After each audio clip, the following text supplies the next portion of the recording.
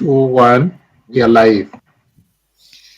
Good morning and a warm welcome to today's webinar on cooperative directed changes, filing annual returns and audited annual financial statements using XBRL.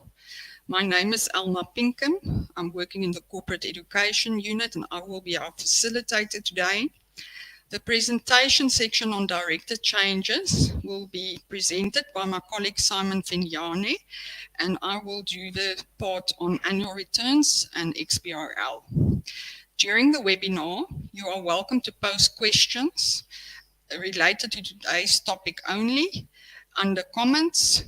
We will respond to these questions after the presentations. The people who will answer the questions are our colleagues Aubrey Murifi, Letty Skosana, and Aaron Moyo of the Cooperatives Unit.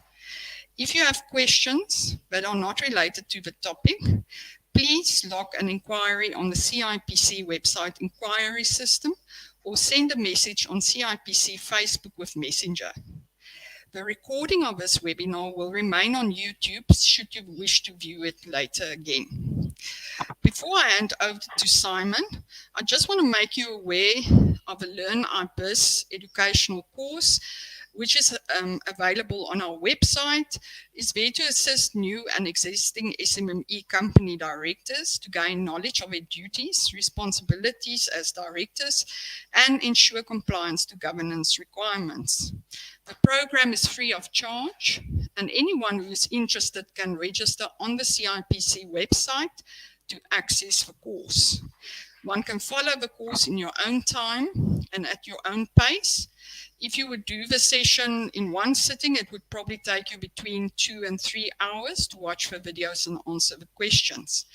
Persons that attended the course can obtain a certificate of attendance after completing the course. Please note it is not an accredited course. The website address is www.cipc.coza and you'll find it under resources. If you have any inquiries, you're welcome to send it to elearning@cipc.coza or phone the CIPC call center.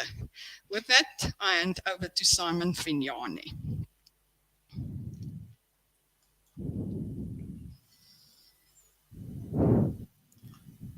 Good morning, everyone. My name is Simon Vignani from Corporate Education and Voluntary Compliance Unit within the Companies and Intellectual Property Commission. My topic today, it will be on cooperative director changes. And then thank you very much. Without a waste of time, I'll look on the cooperative director changes. The first slide is it says that the reference during this presentation that refers to the Act means the Cooperatives Act 14 of 2005 as amended. Section 32 to 39 of the Act refers to governance of cooperatives and bears references to directors and changes to directors. Now let's look at record keeping because it is very important, and then it's also compulsory for all co-ops to keep record keeping. Now a co-op must keep the following records at each office.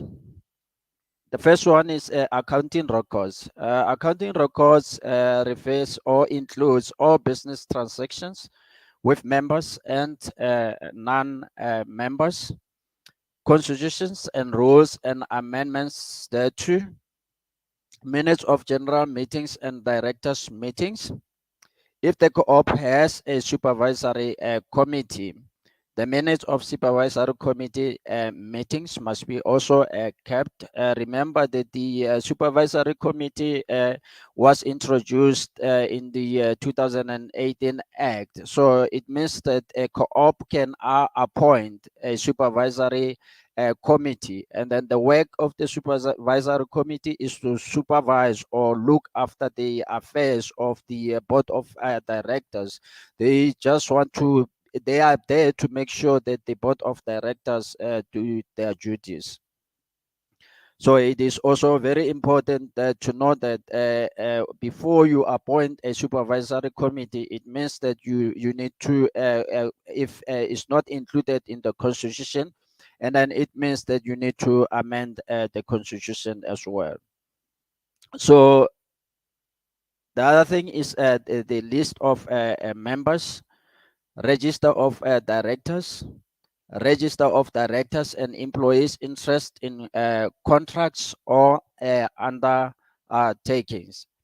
Now, one of the important thing again is the accounting records and financial statements must be kept for a period of 5 years or longer than that.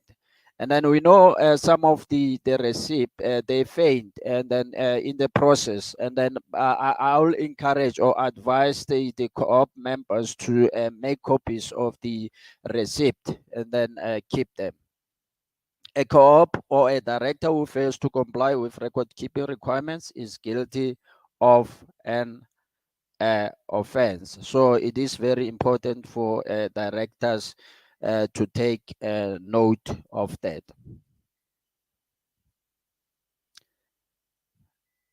Let's look at the membership changes.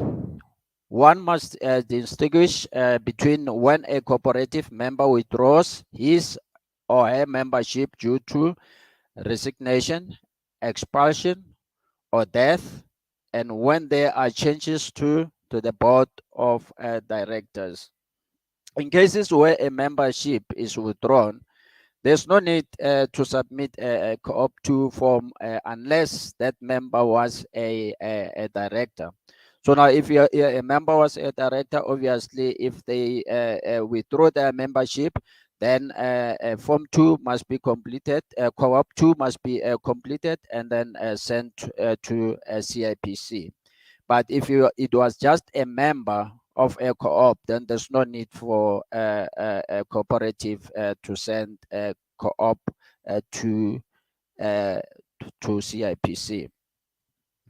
It is important to note CIPC only keeps a record of the founder members' details to prove the original application to register the cooperative comply to the requirements of the Act from incorporation.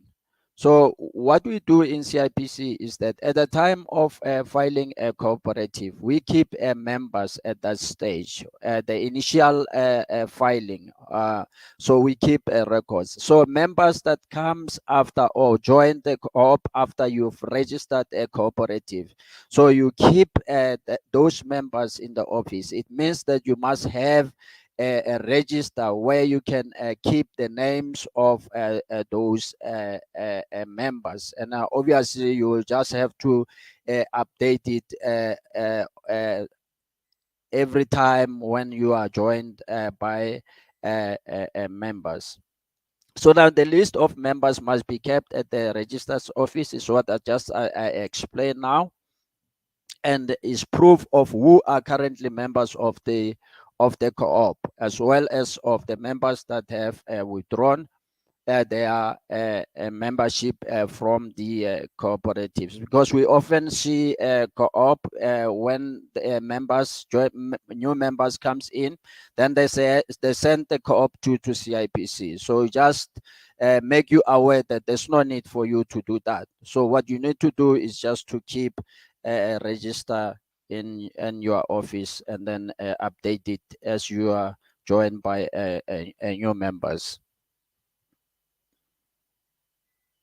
So now if a new member joins the cooperative after registration that he or she is not a founder member, and CIPC does not need to be informed, is what I explained now. So let's look at the background cooperative directors. So the board of directors is responsible for the management of the cooperative and is accountable to to the members. So day-to-day responsibilities is of or management of the cooperatives. It is the responsibility of the board of directors. So the board of directors is appointed at the annual general meeting by the members. And then it is very important to know that only members may be appointed as executive directors at the annual general meeting. And then these directors have voting rights at the board meetings. Associated members may only be elected as non-executive directors and do not have the voting rights at the board meetings. So now, it is also important to note that in terms of Section 32, subsection 4 of the Act, if a vacancy arises, the board may, by way of resolution, appoint director for the remainder of that period, provided that appointment is approved by members at the next general meeting. Members may dissolve the board by special resolution if members find justifiable good reasons that the board is not functional. The special resolution must be taken at the meeting convened by at least 25% of members, or if a supervisory committee exists by the supervisory committee. So now, in other words, is that this board of members, they can be actually at the meeting if you have reasonable reasons that the board is not actually doing its work, and then the members may be able to dissolve the board of directors at the special resolution. So now, the number of directors and the period for which they are elected is stipulated in the cooperative constitution. That's point number one. And then in terms of Section 39 of the Act, a director is required to inform the co-op in writing of any change to his/her address. In return, a co-op must notify a CIPC in writing. Writing of the following: the full names, address, ID number of each person appointed as a director within 30 days of such appointment, of any change of address of a director within 30 days of knowledge of the change, after any director has vacated office within 30 days of such vacation, and of the reasons of the appointment of or removal of a director. A co-op or a director that contravenes any of these provisions is guilty of offense. And now let's just quickly look at the step-by-step guides. Co-op Form 2 and the supporting documents for director changes.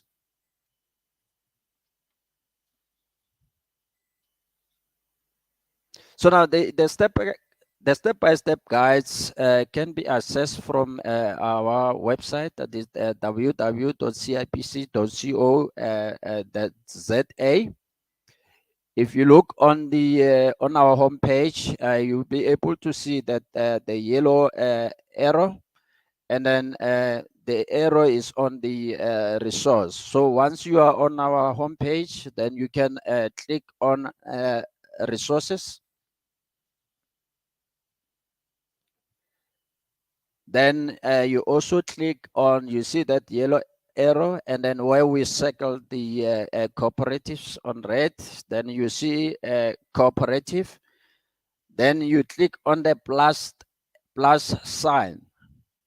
So once you click on the plus sign, then you'll be able to see the step guide for manual change of directors of cooperatives. It's the fourth one on that, if you see on that slide. Then you click on the guide for assistance with the application. So now, once the form has been completed, and then once you've actually attached also the supporting documents, those forms can be sent to coop2@cipc.co.za. And all these emails relating to cooperatives are also available on our website. You can also check on our website. The information is also available. And then take note that there's no fee payable for co-op or director changes. It is free of charge. So now the following information has to be completed. You need a customer code. We use it as a reference when you file these changes. Name and registration number of the co-op. The name of director or secretary or manager or officer who signed the co-op form 2, and the form must be also dated. It is also very important to also have a letter of consent to the appointment of a director. It must be also submitted. And the director is required to state that he or she is not disqualified to be a director in terms of the act or the constitution of the cooperative. And then that the director listed in the second table have not been reappointed or have vacated their office for other reasons. All active and new directors' details must appear on the form Co-op 2. The details include the following: full names, surname, identity number, date of appointment, home address, postal address, and demographics. The number of directors must at all times be within the minimum and maximum number as specified in the cooperative constitution.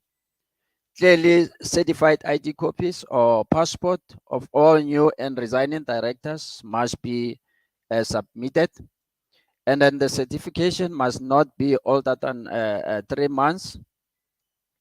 Only one ID or passport may appear on a single page, but the smart ID must be copied on the same page.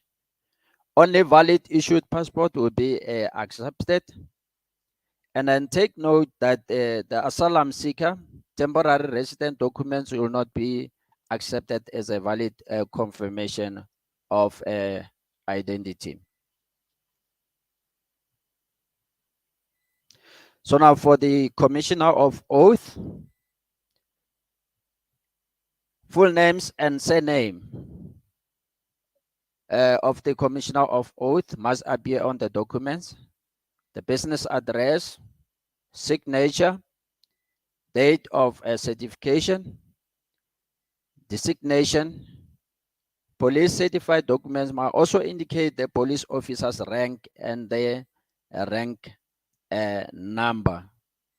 So now the information is required to ensure the commissioner of oath is traceable for accountability purposes. So now, if this is not included on that commissioner of oath, obviously CIPC will decline the application. Minutes of the meeting. Minutes or resolution taken at the meeting have to clearly state either change of name, surname, change of postal address or home address, appointment resignation, removal, death, or end of term of a director. Minutes must be signed by the chairperson present at the meeting and certified as a true true copy. Now, the other thing is that with a deceased director, if a director is deceased, a death certificate must be also submitted. If a death certificate cannot be acquired from the family, the cooperative is required to apply for a copy at the Department of Home Affairs. On the COP 2 form, the section regarding directors that have vacated office must be completed. Voluntary resignation. The director must provide a signed letter of resignation and a certified ID copy. The name and the resignation number of a cooperative must appear on the letter. And on the Co-op 2 form, the section regarding directors that have vacated must be completed. It is very important. Change to director information.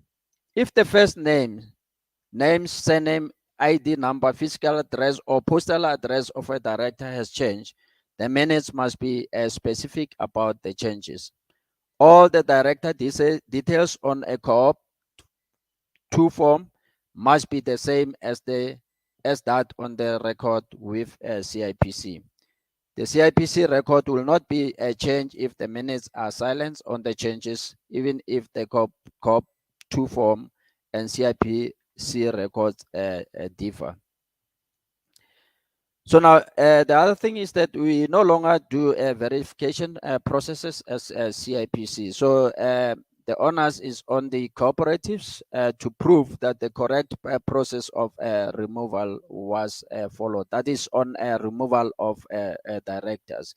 You must remember that there is a difference between removal and then resignation, normal resignation or voluntary. Let's say voluntary resignation, when a director resigns from a co-op, and then when a director is removed from a co-op is another process, and then whereby the necessary steps must be followed to make sure that you actually comply with all the requirements. So now a notice of the meeting has to be circulated as a record date 14 business days before the meeting. It must reflect the following: date of notice of meeting, the date of the meeting, time, place, and general purpose of the meeting. Reasons for removal if you remove a director. As I have indicated that there is a resigning process and then a removal process of a director. So reasons for removal of a director has to be stated in the minutes and on the Co-op 2 form. Minutes or resolution taken has to clearly state that it is an expulsion or removal of director, as well as proof that the director was removed, was afforded a reasonable opportunity to make a presentation. On the Co-op 2 form, the section regarding directors that have vacated office must be completed. That is also important. The resolution must be passed with a majority of directors present at the meeting. Ladies and gentlemen, this is the end of my slides, and then I'll now hand to Elma Pinkham, and then to continue with the presentation on cooperative annual returns and XBRL. Thank you very much for your time. Thank you very much, Simon. Yes, I know we've done these type of presentations before, so it seems like a repeat, but we want to make people aware, especially on the annual return filing and XBRL, that there's dates planned for which these things will be implemented. So we want to make you aware of that. The Act make provision for primary cooperatives to be categorized in A, B, and C. All secondary, tertiary, and the national apex co-ops also fall in category C, but they have their own annual fees. Co-ops use these categories to determine their voting rights, the annual fee amounts specified in the regulations that they need to pay, and what documents to submit to CIPC annually. Regarding voting rights, category A and B co-ops, primary co-ops, have a one member, one vote, whereas category C primary, as well as all your secondary co-ops, your tertiary co-ops, and your apex co-op, may provide in its constitution that some members have additional votes if a co-op has 3 or more members. Then annual submissions and the annual fee payments. The regulations to the Act make provisions for annual fee amounts payable to CIPC by the different categories of co-ops. The annual fee payments is not related to SARS tax payments. The planned implementation date for the fee payments is 2 January 2023. So it's just about a little over a month, then you'll have to start paying these fees when it is your date. The fee amounts differ from the amounts paid by companies and close cooperations. Annual fees are paid in terms of the amount of annual revenue the cooperative made during the previous financial year. Reference to annual revenue or turnover means it's the gross value of economic benefits received by a co-op as a result of its ordinary activities in a financial year. It's important to note that the fee due date is 30 days of a registration anniversary date of a cooperative. So if your co-op was registered, let's say in the middle of January on the 15th, then you have 30 days from there up to, in other words, the 14th of February to pay your annual returns. The annual fees for the different categories. Category A and Category B pay the same amount, but the Category A cooperative mean their annual revenue is between 0 and 1 million rand. So even if you didn't have any annual revenue during the year, you must still pay your annual fee of 50 rand. Should you pay late, you're going to pay an additional 100 rand as a penalty. Category 2A, their revenue is between 1 million rand but less than 10 million. Then category B primary, the revenue is between 10 million but less than 25 million, and their annual fee is 450 rand, and if they need to pay a penalty because they pay late, it's 600 rand additional. Then the annual fees for category C primary co-ops, meaning co-ops that have an annual revenue of 25 million rand or more, they pay 3,000 rand, and if they pay late, they'll also pay additional 4,000. Then the annual fees for secondary co-ops, tertiary co-ops, and the national apex, if their revenue is anything from 0 until but less than 25 million, they'll pay 450 rand. Penalty is 600. And if they have a revenue of 25 million or more, they also pay 3,000 rand. And if there's a penalty, it's 4,000. Then it's important to note which documents each co-op have to submit to CIPC annually. A category A co-op submits a co-op form 7 and a co-op form 8, which you'll find in our regulations. So you can find it on the CIPC website as well. To do financial statements, they complete a co-op 15.1, and the directors will draw up an annual report. We'll look at the content of that later on in the presentation. The primary co-op A2 have the same forms, but for financial statements, they must submit a co-op 15.2 form, and their directors will also do an annual report. Then category B must, over and above the co-op 7 and 8 form, also submit a co-op 4 form. That is for the appointment and changes of independent reviewers. So their financial statements must be reviewed by an independent reviewer, and this person will also do an independent reviewed report for them. Then the primary C co-ops, as well as the secondary, the tertiary, and the apex co-ops, they also submit the co-op 4, 7, and 8 annually.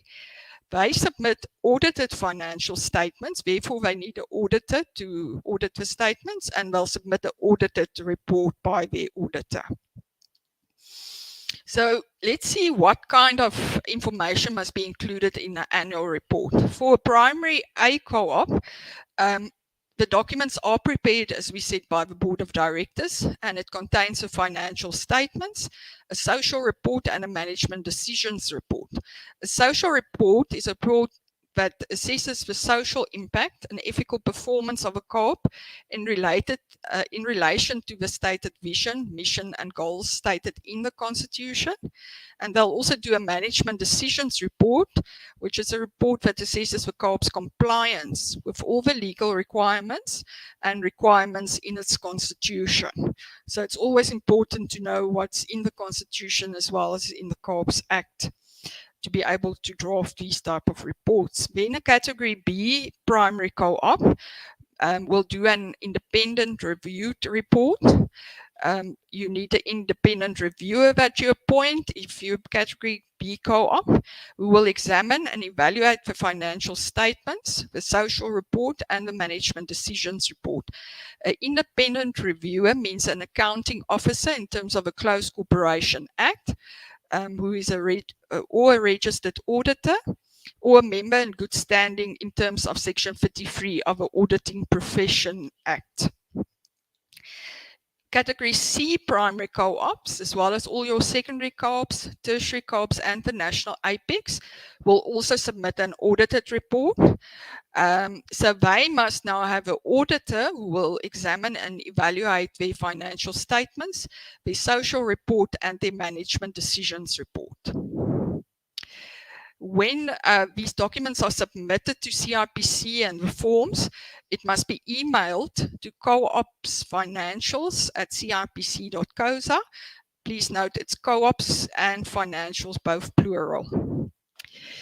Then if we get to annual submissions and IXBRL, cooperatives that are required to be audited, meaning your category C primary co-ops, as well as all secondary co-ops, tertiary co-ops, and the national apex, will in the near future be required to submit annual financial statements via the IXBRL program on the CIPC website. IXBRL usage will be available also for independently reviewed annual financial statements, meaning category B primary co-ops. However, it is not mandatory for category B co-ops. The IXBRL pilot filing project kicked off on the 1st of April this year and will be completed by 1 January 2023. The project monitors the system, how the system works, and the challenges that customers experience with the system. So please take note, for these category C co-ops and all secondary, tertiary, and the national apex, it will become compulsory to file the financial statements by XBRL from the 2nd of January 2023. The CIPC embraces the international financial best practice and the impact of the use of IXBRL when submitting annual financial statements online. This has already been implemented for companies and CCs. IXBRL is an inline extensible business reporting language for electronic communication of business information, which was developed to improve the communication of financial data online and is used in a number of countries. IXBRL simplifies how people use, share, and analyze financial data. It's basically a computer language that is required to transfer the audited annual financial statements of category C cooperatives to CIPC. IXBRL allows XBRL documents to be presented in a format that is readable by both computers and humans. Digital reporting in the IXBRL format assists businesses to file their annual financial statements while moving from paper or PDF reporting to a more structured format. If you have any queries, you can go and look at the frequently asked questions and answers on our website. You'll find it under IXBRL program. You can also send any queries you have to xbrl@cipc.co.za. Please note that any queries regarding cooperative applications or financial statements and annual returns and annual fee payments can be sent on our website. You find it under the query resolution system under inquiries, and you log your call there. Your applications for Co-op 2 forms, the director changes, are sent to coop2@cipc.coza. The Co-op 3 form and the Co-op 4 forms, which is your change of business address and appointment or change of auditor or independent reviewer, are sent to Co-op 3 and 4@cipc.coza. Please note it isn't and, it is and between 3 and 4. Your annual reports, including your Co-op 15.1 and 15.2 forms, can also be sent to the Co-op financials at cipc.co.za. We want to encourage you to regularly look at CIPC's website notices for any new developments and requirements that CIPC may have for applications. With that, we have come to the end of our presentations, and I want to hand over to my colleagues, Aubrey Morifi, Letty Skosana, and Erin Moyo to answer questions. Thank you very much.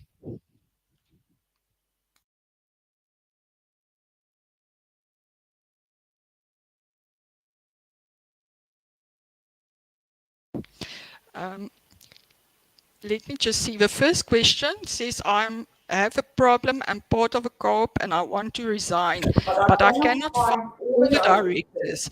Please help me because I have been sending relevant documents, but no help.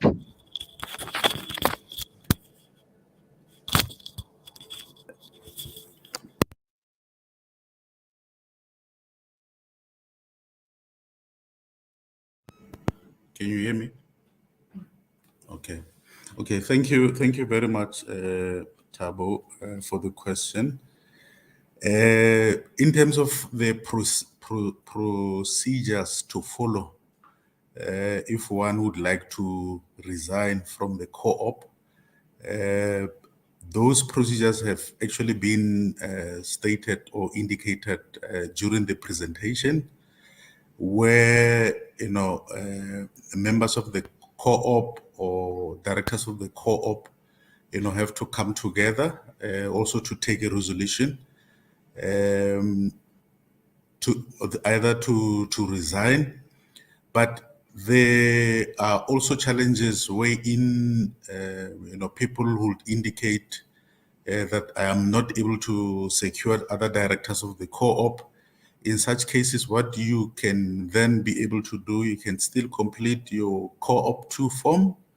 But remember, on the top Co-op 2 form, the most important part will then be to complete the form in full, and also indicate on the second part where it states that directors that have vacated office, then you need to complete the details there, and then you can also put in the resignation letter.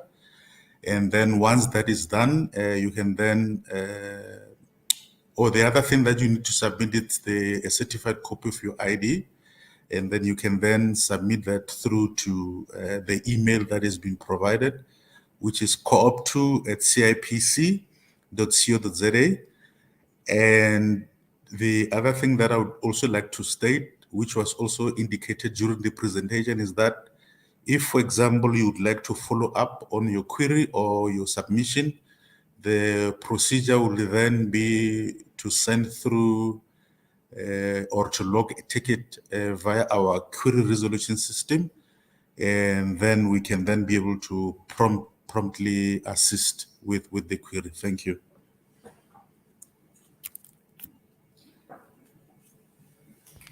Okay, our next question, how do you change an executive member to non-executive member? Director, sorry. Remember, with the Cooperative Act, it actually makes a provision for founder members as well as directors It's not similarly like with companies where you've got executive directors, but in terms of the co-op legislation, remember, we've got founder members. Founder members are those that formed part and parcel of the co-op during the incorporation. I think that was also indicated during the presentation. And also remember that as long as you are involved with the co-op, your status will remain as a founder member. But if you are just a founder member and then you'd like then to be a director, you can also complete that information on your co-op 2 form on the first part where it indicates the active number of directors, and then your details can then be completed there, and then as well as the resolution and the ID copies should also be submitted. Most importantly, as Simon has also indicated during the presentation, if in terms of IDs, if it's the green ID book, then we need a copy of that, certified not older than 3 months. And then if it's a smart card ID, then we would need both the front and the back of the card on one page, and that should also be certified and not older than 3 months. Thank you.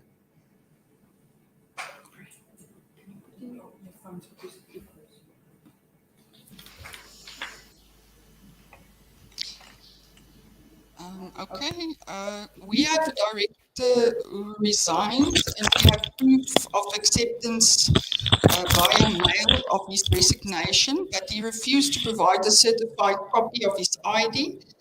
How do we go ahead to remove him? In terms of the presentation, as it was indicated, you also need to submit through a resolution, and that resolution need to be comprised by at least 75% of the membership, as it was actually stated in the during the presentation. Once that is that, you put that information on the co-op 2, and also indicate that the members have opted to remove a member in terms of special resolution. Thank you. The next question says, have you changed forms for director or member amendments? Where do we insert the Commissioner of Oath details on the co-op 2 form?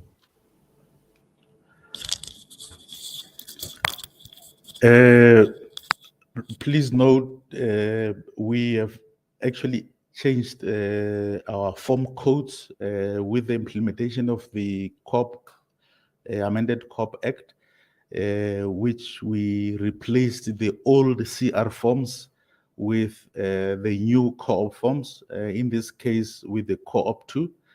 But remember, in terms of Commissioner of Oath details, that information, you do not have to stamp the form itself. What is actually needed to be stamped, it's actually the certified copies of ID that will be supporting documents when you submit through your co-op 2 as well as your resolution. Thank you. How to change the status for members to directors, and what are the requirements? I think this question is actually similar to the one that we've answered previously, but I'll just repeat in terms for ease of reference for Ernest. As I've indicated, the Co-op Act makes provision for founder members, which are people that have been there when the co-op was incorporated or it was registered. And then it also makes provision for the directors, which are the people that are going to manage the affairs of the co-op. And once, remember as well that as long as you are involved with the co-op, your status as a member, it would not change unless you then you completely resigned and have nothing to do with the co-op. But if you are a member and then you would like to move in to be a director, You can complete that information in the co-op 2 on the first part where it indicates the active directors of the co-op, and then your name should also be included there with the active directors. And then that information should also be stated in the resolution that will be submitted as a supporting document, as well as your ID and other IDs of other directors. Remember, you also need to put in a letter to accept appointment to be a director in the co-op. And then once that form is completed in full, together with the supporting documents, then they can be sent through to coop2@cipc.co.za. Then we'll promptly respond accordingly. Thank you.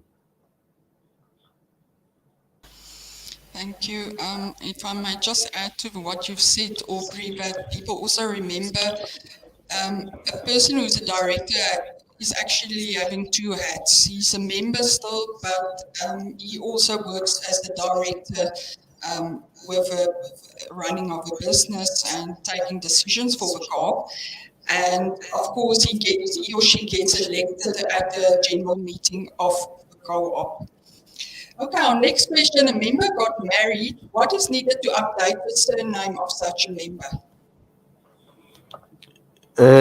In such cases, you can, also send through an email to that co-op 2 information indicating clearly the name of the co-op, the registration number of the co-op, as well as a certified copy of the ID of the member, and then we can then, update the records accordingly.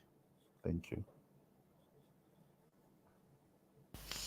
Okay, how to remove a director who has disappeared? He actually moved overseas and we have no communication with him. It's been 5 years. How do I remove him? Aaron, you can respond.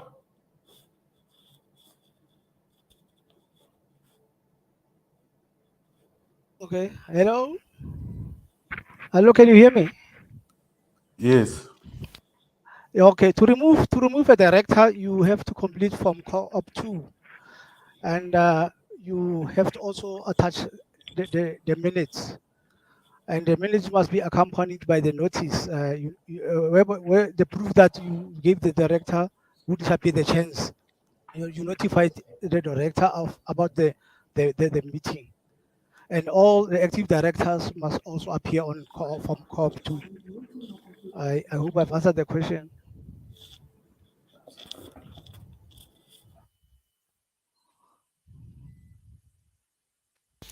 Okay, our next question, what is the turnaround time for amendments?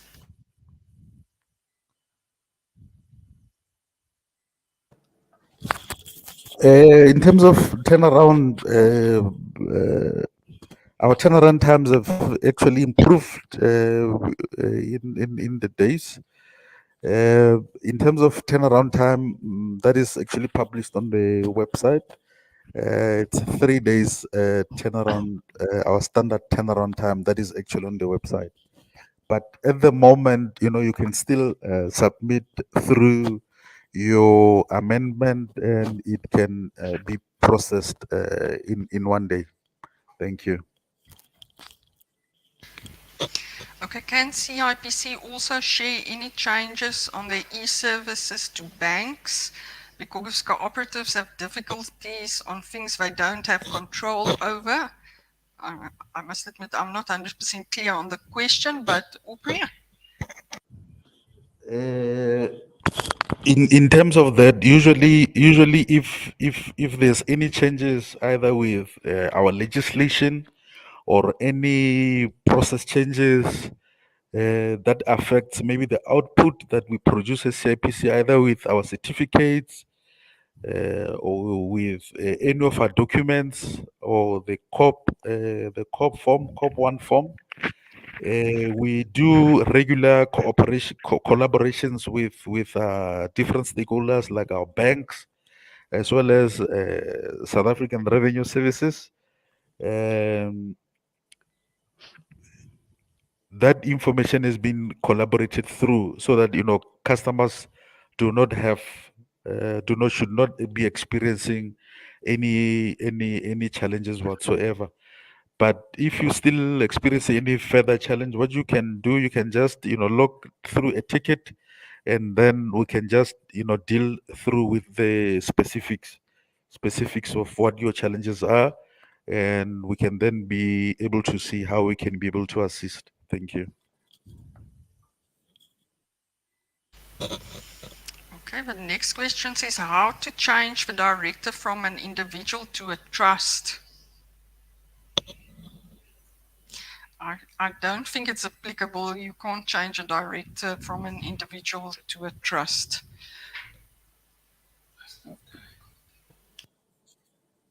No, in terms of conversion processes, CIPC conversion processes, we can convert from a co-op from other entities, other juristic persons, such as your companies and so on. But in terms of a trust, no, we don't do those ones. Thank you. Okay, the next question, how to remove a deceased member if his or her family refused to give us the documents for the deceased. Then it means the co-op, I think we did said it in the presentation, must go to Department of Home Affairs and request a certificate of death from the department itself and then submit that as part of the application. Next question. Okay, that seems to be the last question related to today's topic. So that's about it, yes. Okay, I just want to make people aware, if you want copies of the slides, you can send email to elearning@cipc.co.za. We will send you a copy of a presentation. We will also have the presentation and a recording of a webinar loaded on our website under webinars within a few days. We also want to make you aware that there's a great possibility that we'll have another webinar in December. So please keep your eyes on our website and our Facebook for any advertisements in this regard. Thank you very much for joining us for the webinar. We hope it was of value to you, and we hope we see you again at our next webinar. Have a great day. Bye-bye.